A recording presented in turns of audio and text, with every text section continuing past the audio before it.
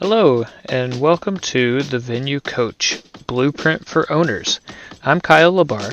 This podcast is all about helping you fill your wedding venue with more bookings, earn more from each one, and keep your customers happy for a long time. We'll also talk about some tough times and big lessons that I've learned along the way. Let's dive in together and make your venue the best spot for weddings. Hey everyone, welcome to another episode of the Venue Coach.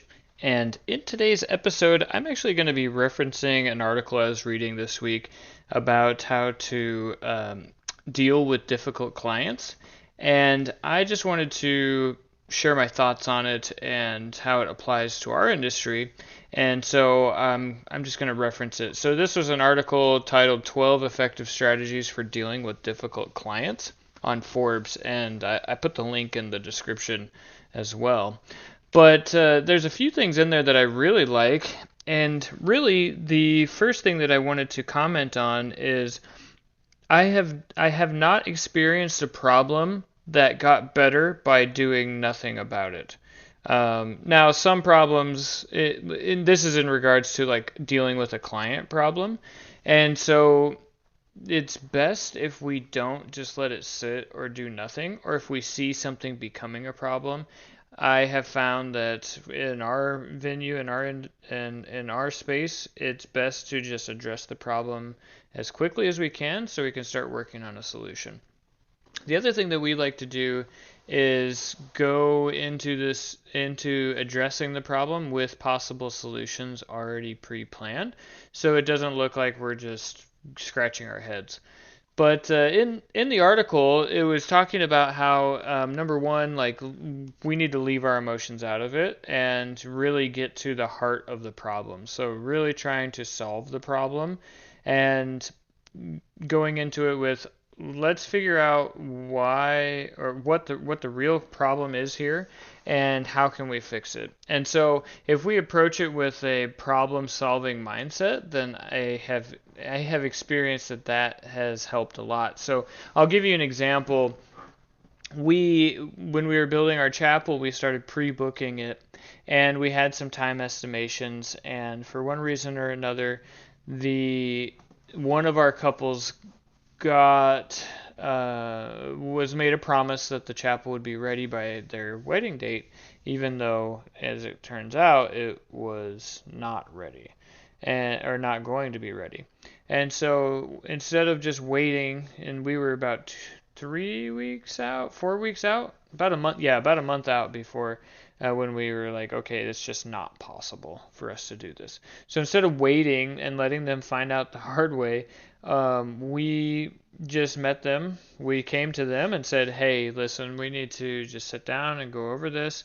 We thought that it would be ready, the construction delays, this and that, but here's what we're going to do to make it so that it is ready. Or we have the option, if you'd like to go to the other venue, we do have that date available. They didn't want to go to the other venue. They wanted the chapel, they wanted to be at our venue, or that venue, and so we did everything we could to make it right. And while the construction wasn't completed, we still were able to make it presentable, and they were able to use it for their wedding day. And the pictures turned out phenomenally. Everybody was happy. The guests didn't really know, and the whole family was just so appreciative that we were willing to do that. And the big thing that I talked about with my team was that we made a promise and we need to make it right. And as right as we can, right? Truly making it right would have been having the chapel completed at that brief or before their event, but that wasn't physically impossible. And so we did as much as we could to make it right. And that's what we want to bring to the table with our clients at our venues. And now take that with the next piece. There are instances where some people will take advantage of you, and they will make demands that are well outside of the rules of engagement or your contract and things like that. And so one of the things in this article they mention is how we just have to make sure that we set clear rules and boundaries and make sure that that is established at the beginning, and then reinforce that along the way if somebody's trying to take advantage of you. And then one thing that they recommend it was just letting a client go. Now the difference for us is we don't have really that luxury, and I align more with their number 5. So number 5 on their list was quote "suck it up, Buttercup," and I align more with that because this is a one time interaction. Now you interact with them multiple times throughout the year as they're getting ready, whatever, but it's a one time payment for a one time event, and we just get through it, learn our lesson, and then hopefully we learn our lesson and realize what type of client that was so we can avoid them in the future. But in the moment, they have paid money. It's often an unrefundable deposit, and so if we were to dump them, we'd obviously have to give their money back.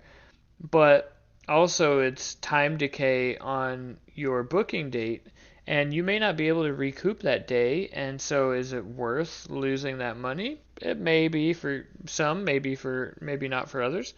But I take the regard of we are there to make their day perfect, and they are entrusting us with that. And even if they can be a bit difficult, I think for us it's a bit better to just be a little more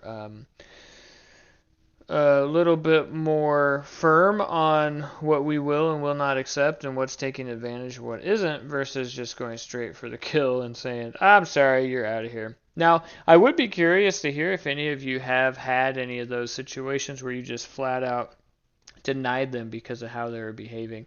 And I know that some venues have like bridezilla clauses or mother of the bridezilla clauses in there to ensure that people aren't being super difficult. So I would be curious to hear how those have turned out if you have had that experience. But anyways, I hope this was helpful for you. Check out the article. If you found this useful, please subscribe, and I will catch you in the next one.